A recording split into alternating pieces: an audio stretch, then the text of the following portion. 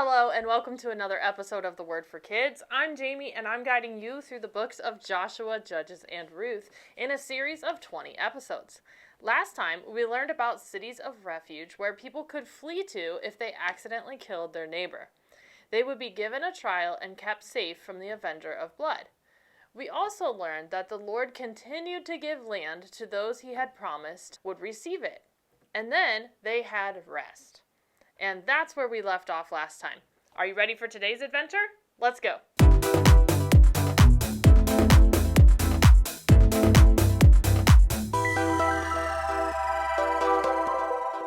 So as we said, the people of Israel had rest from their enemies.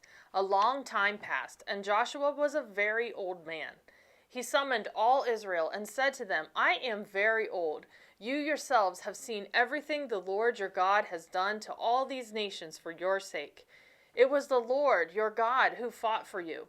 Remember how I have allotted as an inheritance for your tribes all the land of the nations that remain. The Lord your God himself will push them out for your sake. He will drive them out before you, and you will take possession of their land, as the Lord your God promised you. Be very strong. Be careful to obey all that is written in the book of the law of Moses, without turning aside to the right or to the left. Do not associate with these nations that remain among you. Do not invoke the names of their gods or swear by them. You must not serve them or bow down to them, but you are to hold fast to the Lord your God, as you have until now. The Lord has driven out before you great and powerful nations to this day. No one has been able to withstand you. So be very careful to love the Lord your God. But if you turn away and ally yourselves with the survivors of these nations that remain among you, then you may be sure that the Lord your God will no longer drive out these nations before you. Now I am about to go the way of all the earth." This just meant that Joshua was about to die, which is why he was telling them all these things. He said, "You know with all your heart and soul that not one of all the good promises the Lord your God gave you has failed. Every promise has been fulfilled. Not one has failed. But if you violate the covenant of the Lord your God, which he commanded you, and go and serve other gods and bow down to them, the Lord's anger will burn against you, and you will quickly perish from the good land he has given you. Now fear the Lord and serve him with all faithfulness." Let's pause right there for today's word of the day.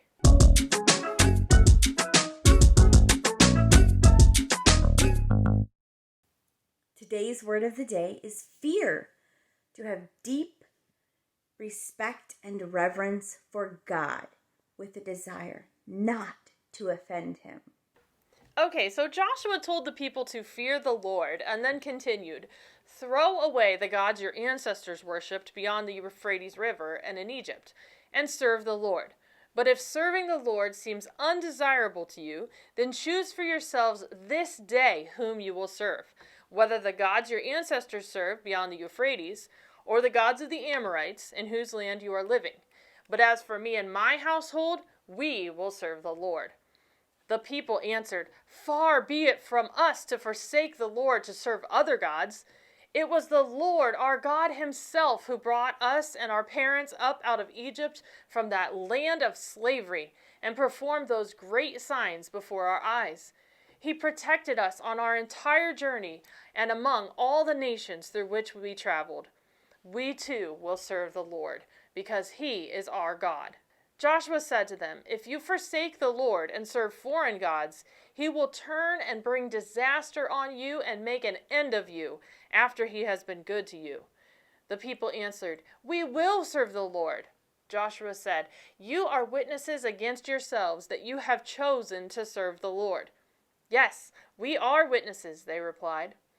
Joshua then told the people again to get rid of their false gods and serve only the Lord. They said, "We will serve the Lord our God and obey him." On that day, Joshua made a covenant for the people, and he reaffirmed for them the decrees and laws. Joshua recorded these things in the book of the law of God. Then he took a large stone and set it up there under the oak near the holy place of the Lord.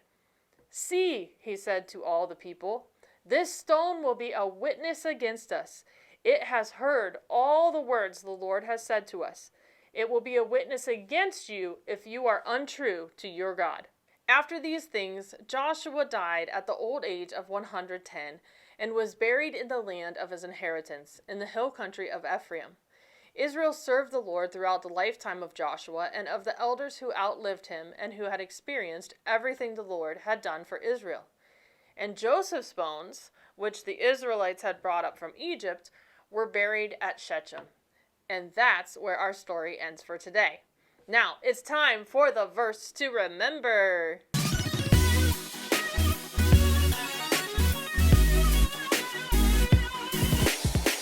Today's verse is Joshua 24:14a.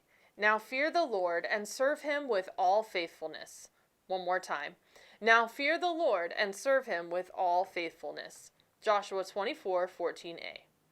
Today we learned all about Joshua's last words to the Israelite people he had served throughout his life. Remember how he told them that they had to choose whom they would serve.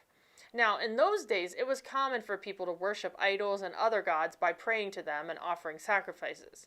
This isn't as common today, at least where we live, but people still choose to serve things other than God, like money or popularity, or simply to put their own selfish desires above what God wants. As you grow up, you will get to choose for yourself. Do you want to serve the things of this earth? Or, like Joshua, will you say, "As for me and my house, we will serve the Lord"?